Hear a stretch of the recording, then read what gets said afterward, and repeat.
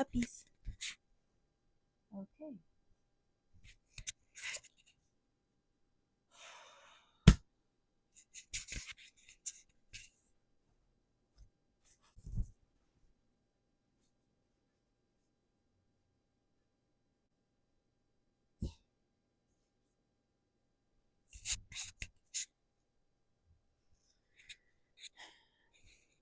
Hello, and welcome back to Comet's Cozy Corner. Again, my name is Carmen, and today I'm just bringing you a good old fashioned book haul. Basically, a bunch of books that I've accumulated over the past 2 or 3 months. Um, Things that I'm really excited to get into.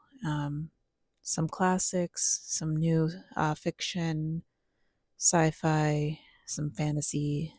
Some stuff is just straight up cozy. So I hope you stick around and join me as I kind of go through each one. Just kind of a basic synopsis, kind of everything that I'm looking forward to reading. So starting out with somewhat of a classic, we have Michael Crichton's Jurassic Park. Um, this one I've been really looking forward to reading. The synopsis basically says an astonishing technique for recovering and cloning dinosaur DNA has been discovered. Now humankind's most thrilling fantasies have come true. Creatures extinct for eons roam Jurassic Park with their awesome presence and profound mystery, and all the world can visit them for a price until something goes wrong.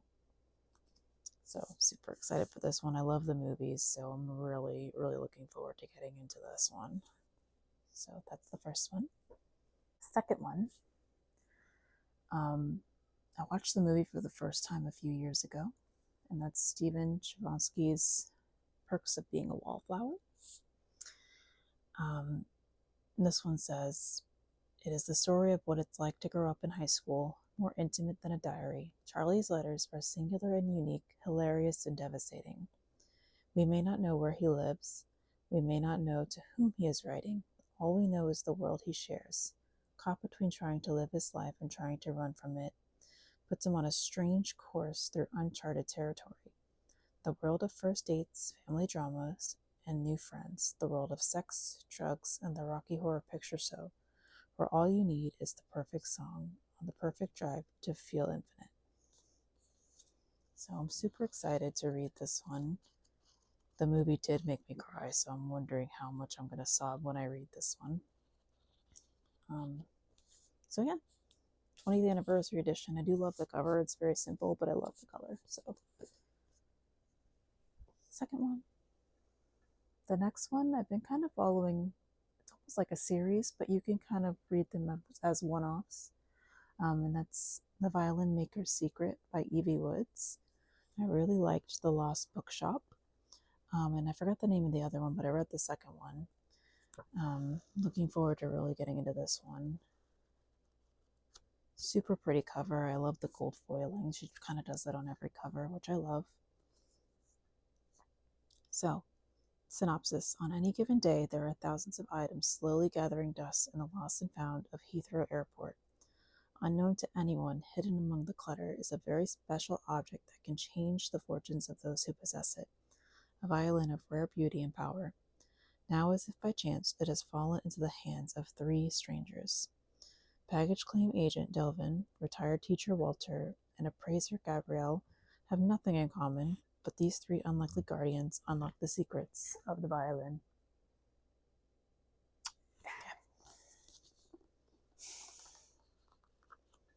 Very floppy too, which I like.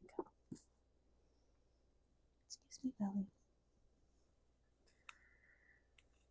This one I've heard a lot about, especially on TikTok and Instagram. A lot of 5-star reviews coming out.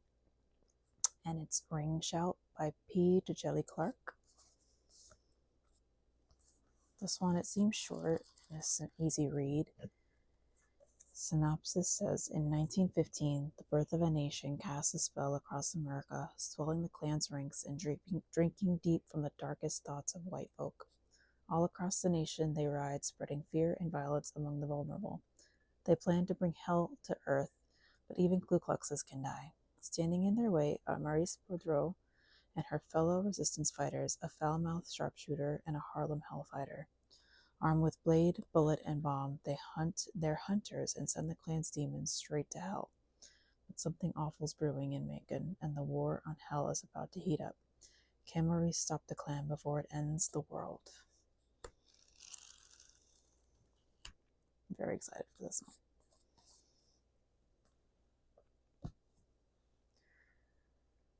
Next one was recommended by a friend, and I kept seeing it around in different bookstores and finally picked it up. So it's Blake Crouch's Dark Matter. Not really fond of the permanent stickers, but I just wanted to get a copy of it so I could go ahead and dive into it soon, hopefully by the end of this year. This one, the synopsis says, those are the last words Jason Desson hears before the kidnapper knocks him unconscious, before he awakens to find himself strapped to a gurney surrounded by strangers in hazmat suits. So the quote that he hears is, "Are you happy with your life?" Before a man he's never met smiles down at him and says, "Welcome back, my friend." In this world he's woken up to, Jason's life is not the one he knows. His wife is not his wife. His son was never born. And Jason is not an ordinary college professor, but a celebrated genius who has achieved something remarkable, something impossible. That is it this life or the other? That's the dream. And even if the home he remembers is real, how will Jason make it back to the family he loves? So, seems pretty good.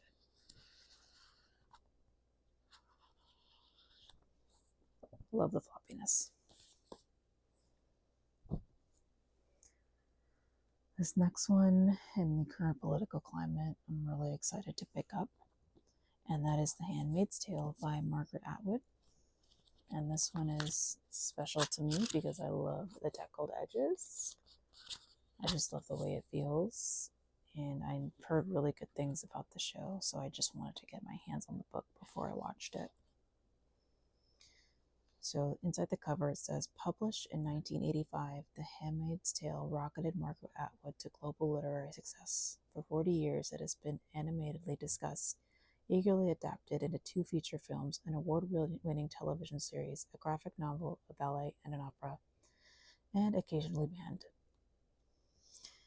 Yet, without doubt, this haunting meditation on power and its abuses remains more terrifyingly relevant than ever. The novel opens as environmental disasters and declining birth rates have led to a second American Civil War. The result is the rise of the Republic of Gilead, a totalitarian regime that enforces rigid social roles and enslaves the few remaining fertile women.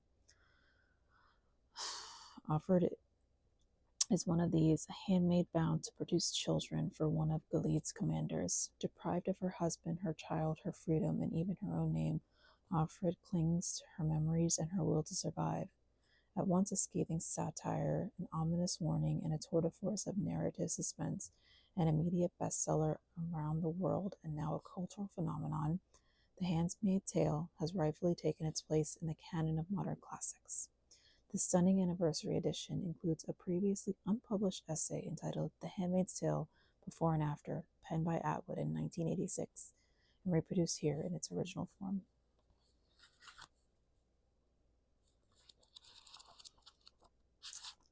Yikes. Next one is somewhat of a classic that I've been hearing a lot about and really wanted to get my hands on, and that is Sylvia Plath's The Bell Jar. So this one seems very interesting. The Bell Jar chronicles the crack-up of Esther Greenwood, brilliant, beautiful, enormously talented and successful, but slowly going under, maybe for the last time.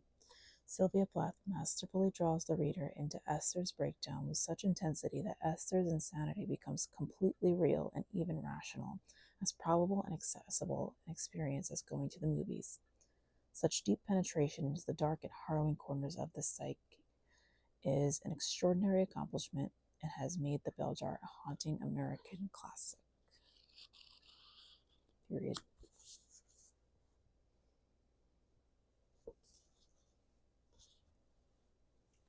This next one I actually already listened to. I was able to get a copy of it on Libby. Super easy read, very harrowing, but really good. And it's Animal Farm by George Orwell. And in his story of downtrodden society, of overworked, mistreated animals and their quest to create a paradise of progress, justice, and equality, George Orwell gives us one of the most scathing satiric fables ever written. As ferociously fresh as it was more than half a century ago, Animal Farm is a parable that would-be liberators everywhere, about would-be liberators everywhere. As we witness the rise and bloody fall of the revolutionary animals through the lens of our own history, we see the seeds of totalitarianism in the most idealistic organizations and in our most charismatic leaders, the souls of our cruelest oppressors. This one unfortunately got a little damaged, but it's okay.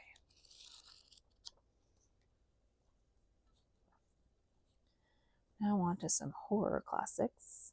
One that I've been dying to read for a long time is Gaston Leroux's The Phantom of the Opera.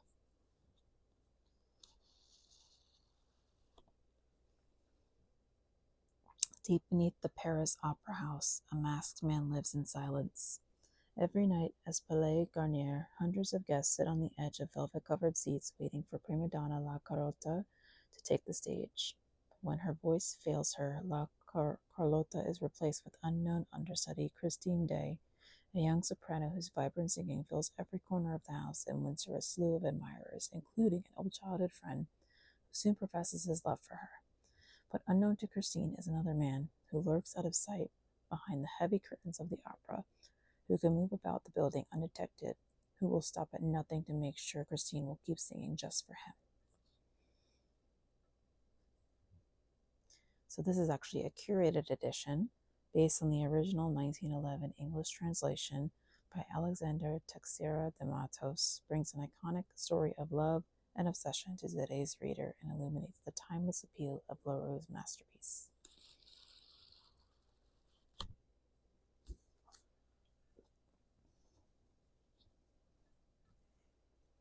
The last one I picked up just because, even though I haven't read the first book, I really wanted the Deckled Edges version of this one, and it's Emily Wilde's Map of the Other Lands. So, super pretty cover.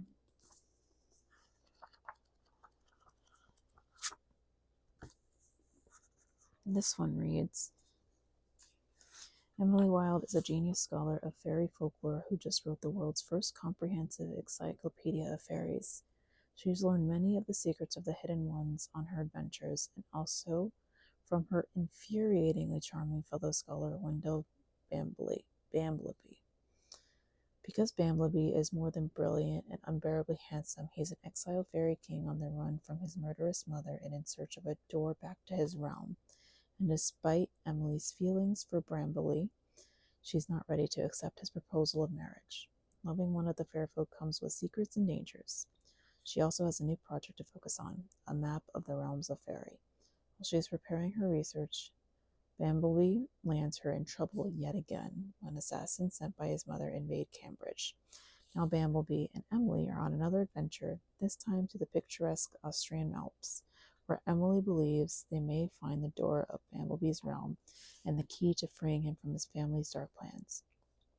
But with new relationships for the prickly Emily to navigate and dangerous folk lurking in every forest and hollow, Emily must unravel the mysterious workings of fairy doors in her own heart.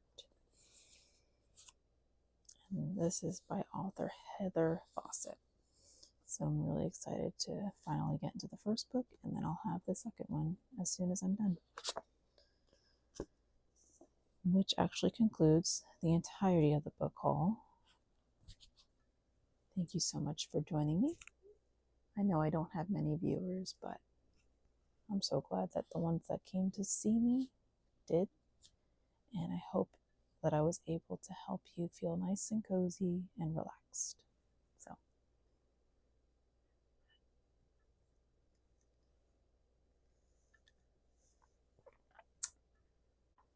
and I hope you enjoyed my co-host, Bella.